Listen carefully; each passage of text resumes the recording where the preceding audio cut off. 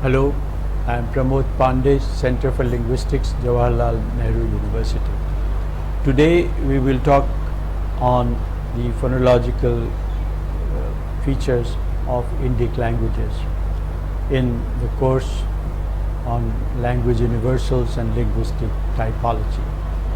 In the previous module we looked at phonological inventories, issues relating to them.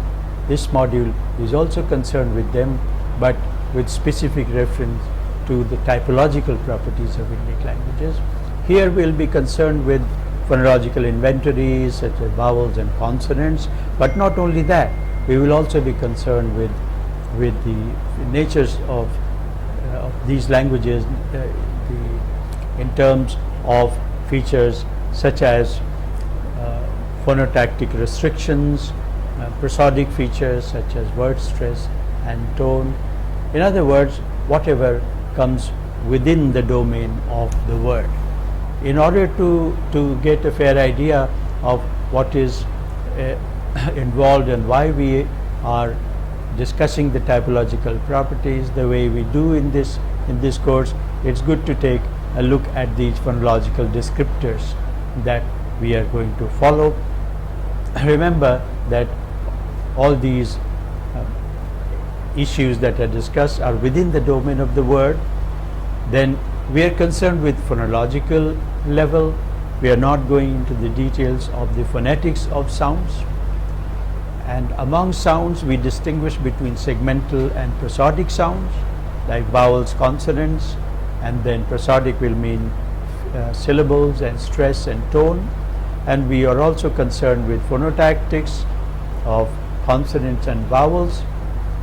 So these are our main concerns. Now, in order to talk about these, we have tried to look at different language families. In general, it is common to say that there are 4 language families in India: Austroasiatic, Dravidian, Tibeto-Burman, and Indo-Aryan. But of late, we also have now proposals for other groups of languages such as the Great Andamanese, which is now found to be different from Nicobarese, which belongs to Austroasiatic, but the Great Andamanese is an independent group of languages. Similarly, we have Tai-Kadai as a group which has languages in the northeast, Assam, or home languages which share properties with languages from the east such as Thai. In addition to this, what we find is that there are also language groups in India which are 2 in number. One is mixed languages. That is, in India, because of the presence of many language families, sometimes languages from 2 different families come into contact with each other, giving rise to a mixed language such as Bishnupuriya, spoken in northeast, which is a result of a contact between Assamese and Meitei. Nagamese is another language, and so on. Now, in the present module, we will talk mainly about the 4 language groups. To repeat: Austroasiatic, Dravidian, Indo-Aryan, and Tibeto-Burman. And sometimes we will also talk about the Andamanese, the Great Andamanese group as well. We will have to leave out mixed languages and other groups. We are not going to discuss them here, but read the modules for learning about them. We'll now begin with discussing some of the prominent features of the consonant inventories amongst these language groups. Let's take a look at Austroasiatic languages. Some of these features are presented to you on the screen. Nicobarese subgroup of the Austroasiatic languages do not have contrast between voiceless and voiced consonants. The obstruents are all voiceless and the sonorants are all voiced. Voiceless fricatives are found in Austroasiatic languages. Only voiceless fricatives are found in Austroasiatic languages. A voiced fricative is not found in Austroasiatic languages, which is found in all the other language groups. Dravidian. It is rare among the Dravidian languages to have aspirated plosives like pa, kha, tha. Only very few languages will have them. That also on account of borrowing. For example, Malayalam, the literate Malayalam, standard Malayalam, or Kannada has them. But all these sounds come from Sanskrit and other borrowings from Indo-Aryan languages. At least two of the Dravidian languages do not have fricatives at all. No fricatives, like Irula and Kadar. Now, contrast amongst 4 places of coronal consonants is found only in Dravidian languages, as dental, alveolar, post-alveolar, retroflex. So they are very close to each other. Dental, alveolar, post-alveolar, retroflex occur successively one after the other, and this 4-way coronal consonant contrast is found only in Dravidian languages. Some languages do not allow coda at all. So, like Malayalam, for example, doesn't have coda. Kodagu and Kolami, they don't permit codas. So you have only every syllable ends with a vowel. The consonants begin a syllable as onsets. This is found only in Dravidian languages, and probably amongst the Dravidian languages, mainly other world languages do not have this particular feature. You may have languages which have only open syllables, that means no consonants, no consonant clusters, etc., like CV, CV, CV. But if you have a consonant cluster like C, C, V, then languages tend to have one C going as coda, the other C going as the onset. But Malayalam, Kolami, Kodagu don't have this feature. They do not allow consonants ever to form codas. Indo-Aryan. Now the unaspirated voiceless, unaspirated voice, aspirated voiceless, aspirated voice pattern for stops is found mainly in the Indo-Aryan languages. Only some of them have the pattern without the voiced aspirate consonants. All languages have retroflex consonant phonemes except for Assamese. In Assamese, the retroflex trill occurs as allophone, but we don't have retroflex phonemes in Assamese. It is only in Indo-Aryan languages that we have implosive sounds like ba, da, etc., found in Sindhi and its dialects such as Kutchi. Nasal flaps are found only in Indo-Aryan languages such as na. The laryngeal stop does not occur in Indo-Aryan languages as a phoneme, and the range of sizes of consonant inventories in Indo-Aryan languages is from between 21 in Assamese to 40 in Lahandi. Tibeto-Burman languages. Northeast Tibeto-Burman languages lack in retroflex consonants, but the Himalayan Tibeto-Burman languages have them. We guess it is because of their contact with the Indo-Aryan languages.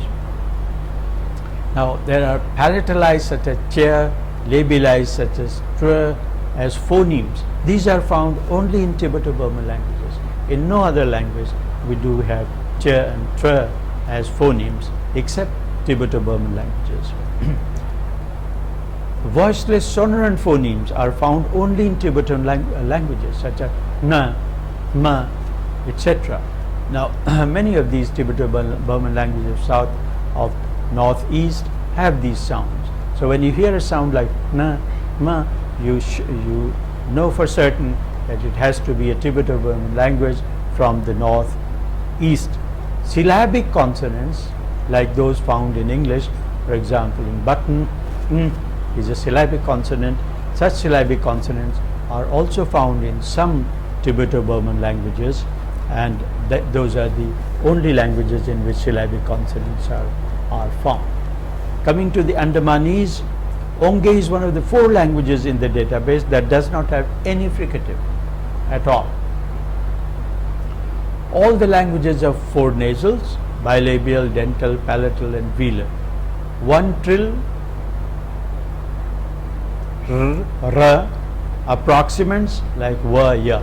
They all of them, all these languages have them, and the minimum size varies from between 18 to 22. That means this group of languages is quite homogeneous, and they allow range around the same number, 18 to 22, which is found only in these languages. Elsewhere in other language groups you have a wide variation, as we noted before. Coming to vowels, there are at least 5 main types of vowels found in Indic languages: short oral vowels, long oral vowels, nasal vowels, diphthongs, and to a very limited extent triphthongs. Now let's come to generalizations about the vowels in the Indic languages. We notice some of these features on the screen. All the 4 main vowel patterns are found in Austroasiatic languages. Dravidian languages commonly have the 5-5 pattern, like I, U, E, O, A. Only some of them have a larger number, but it's typical of Dravidian languages to have I, U, E, O, A pattern. Indo-Aryan languages are characterized by nasal vowels and long vowels. These are found mainly in Indo-Aryan languages. Dravidian languages of course have them, the long vowels and short vowel contrast in a very symmetrical fashion, but they don't have nasal vowels. These are typically found in Indo-Aryan languages, also in Austroasiatic languages. Tibeto-Burman languages have the following predominant pattern: only short vowels in some languages, diphthongs and triphthongs but no long vowels, etc. Normally it is common for languages with long vowels to have diphthongs and triphthongs, but in Tibeto-Burman languages you have short vowels and then diphthongs or triphthongs, no long vowels at all. The Andaman Nicobar groups doesn't have nasal vowels and no diphthongs, it's only short and long vowels. Phonotactic restrictions. Phonotactic restrictions are best described in terms of what consonants can co-occur together and what vowels can co-occur together. We begin with looking at the consonant phonotactic constraints. These are discussed under 2 heads. One is 2 consonant clusters and the other is 3 consonant clusters. Now 2 consonant clusters, it's interesting to observe that these 2 consonant clusters are mainly found in the word medial position, as we all know. Okay. Word medial consonants are the ones which are mostly found in world languages. All languages that have consonant clusters have them in the middle position necessarily. There are languages which can have consonant clusters word initially as well, such as the Hindi tra, fla, kla, or word finally, such as skand, nd, etc. ng. Now, so we have these 2 consonant clusters occurring word initially, word medially, and word finally. However, consonant clusters are much less common word initially and finally than word medially. About half the world's languages have about half the languages among the Indic languages have word initial and word final 2 consonant clusters. The other half don't permit any consonant clusters at all. And among those which permit consonant clusters, there are restrictions, such as some languages may permit only a glide after a consonant, like kya, tia, pya, and only a nasal before a consonant, such as mpa, nta, nka, etc. So with all these restrictions, we have languages which are about half the languages among the Indic languages, permitting initial and word final consonant clusters. Word final, the 3 consonant clusters are much rarer. Indo-Aryan languages have them, although very restricted type, as we know. Like the first consonant always has to have a s, and then sometimes you can have a 3-consonant cluster in the middle, but these are very, very rare. Dravidian languages do not have word initial 3-consonant clusters. It's interesting to observe that some languages have been found to have 3-consonant clusters among Dravidian languages, but there is no real good explanation for them because consonant clusters are not common among these. It is estimated that perhaps these have come to the surface with the history of the loss of vowels between these consonants, but we'll talk about them a little later.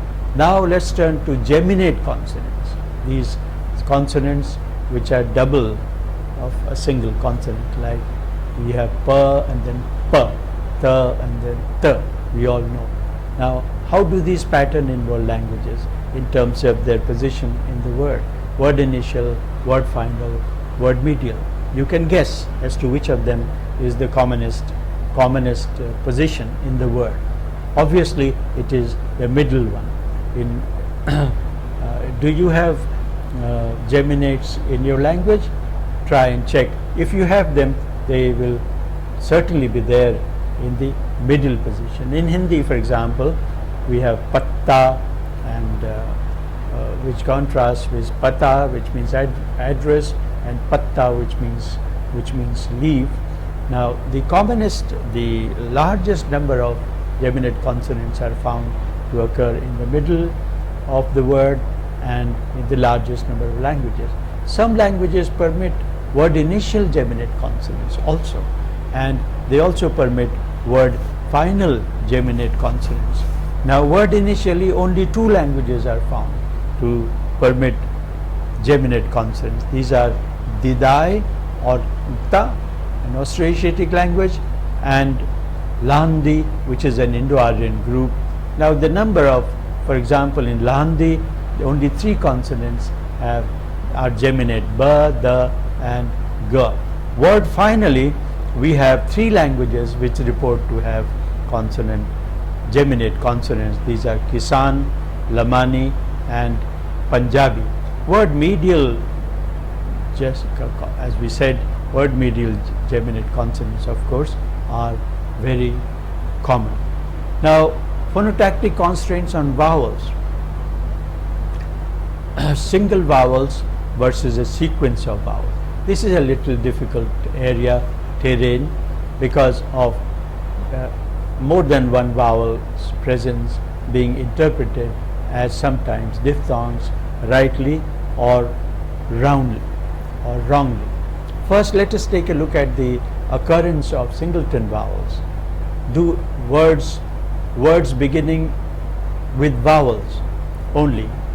Now most languages allow words to begin with vowels only, but there are some languages amongst Indian languages that do not allow words to begin with vowels, such as Nankauri or Nicobarese and Purki, which are listed here. Languages such as Hindi and Punjabi prohibit short vowels in the final position. A word always ends in a long vowel. Vowels which were short in the earlier historical period have all been lengthened. Now most Eastern Tibeto-Burman languages do not have vowels prohibited from occurring in the final position. So in the final position they occur more freely. Now vowel sequences. Vowel sequences is one area, as we repeated, that gets mixed with diphthongs. And now a general term which characterizes sequences of vowels, not diphthongs, is known as hiatus. So if a language permits hiatus, means it permits vowel sequences. Most Indo-Aryan languages permit vowel sequences, but most Dravidian languages do not permit vowel sequences. So when there are 2 vowels, even in borrowed languages, they find it hard to produce them. Within the own native vocabulary, of Dravidian languages, we do not find a sequence of two vowels co-occurring. Now here, when we look at hiatus, then we have four types of situations. One, languages that permit hiatus between syllabic nuclei, that is vowels. Thus Assamese and Hindi, for example, permit a large number of vowel sequences, such as the Hindi word aiye, a, e, a, only three vowels, 3 syllables and 3 vowels. Now languages that do not permit hiatus between syllabic nuclei, like we mentioned Tamil, also some Tibeto-Burman languages like Ao, Naga. The third situation is languages that permit vowel sequences within a morpheme, but not across morphemes. So within a morpheme you can have, but when there is word formation, another affix is added, then there cannot be sequence of vowels. So there is a change, either one vowel will be dropped, or the previous one or the final one, or the two will merge into a third vowel, such as E and A become A, etc., etc. The fourth situation is where languages permit vowel sequences across the morphemes, but not inside. This is more commoner than the third situation. So vowel sequences not permitted within the word, but when a new word is formed, the sequences are allowed. And we have a whole list of these languages given to you on the screen. Take a look at them. Now coming to prosodic features. Two main prosodic features we are concerned with. One is word stress and the other is tone. Word stress, very interestingly, is one phenomena that is not found to be phonemic in Indic languages. There is only one language which belongs to the Dardic group called Shina, language which has speakers both in Pakistan and in India, larger number in Pakistan. Shina has been reported to have phonemic stress, but in all other Indian languages the stress is a purely phonetic phenomena. That means it is entirely predictable. Now there are various types of word stress systems we find in languages. Some of them, like Hindi, Punjabi, are sensitive to quantity. So quantity, thus we say Sita but Sitar. So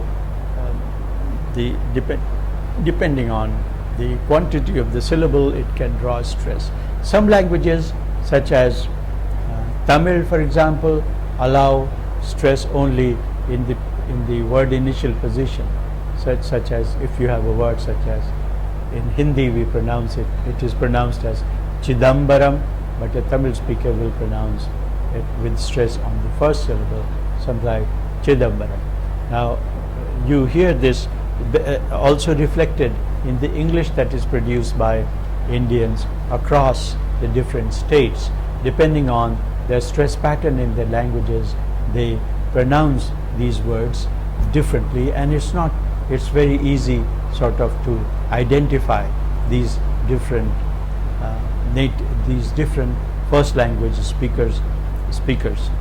Now lexical tone.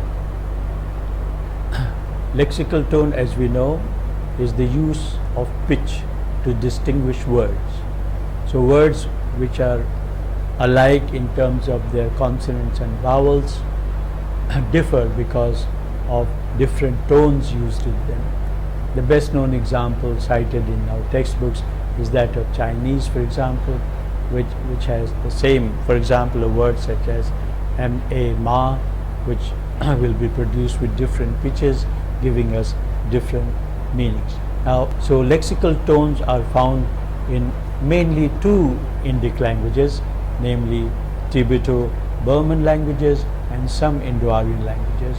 The other languages, such as Austroasiatic and Dravidian and the Andaman-Nicobar group, Great Andamanese group, they do not have any lexical tone in them. Now, these languages differ with regard to the tone-bearing unit. So, one of the points of difference is whether the tone bearing unit is a morpheme or is it a syllable. That is it there on each vowel or is it there on the whole morpheme. With regard to the Indo-Aryan languages, lexical tone goes with the morpheme.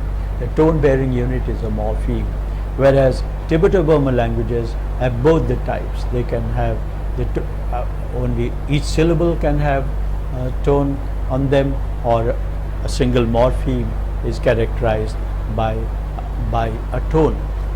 A third feature that is of relevance here is the fact that tones can have two functions, one lexical and the other is grammatical. In most cases, most Indic languages have tone used with a lexical function, mainly to distinguish words, but some of them also have tone used for grammatical functions to express different grammatical meanings, such as mood or aspect. In a study of the Thardo language by Hyman shows that Thardo in Thardo tone has grammatical function. Many studies are being now carried out of these languages, which show that there is a widespread use of tone with grammatical functions.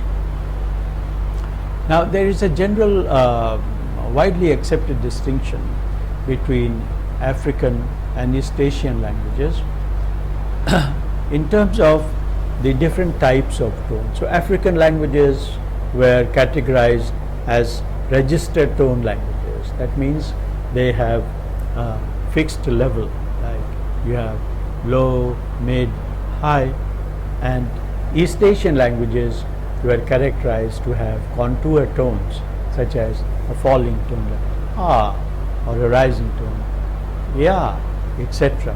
It was claimed that African languages have registered tones and East Asian languages have contour tones. However, that distinction does not seem to be quite valid. We have a list of the tones of many Indic languages that you notice on the screen here. For example, Dogri has 3 tones. Mid M is the register tone, and LH is a contour tone, HL is a contour tone. So we have middle, rising and falling tone, and so is the case with the other languages. A language such as Kheza, Tibeto-Burman language, shows only registered tones, but you will notice that most languages have mix of registered tones and contour tones. So you have seen today the various aspects of the typological differences in the phonologies of Indic languages. We hope that it will give you an idea about how these languages differ, also about how these languages come together. Thank you.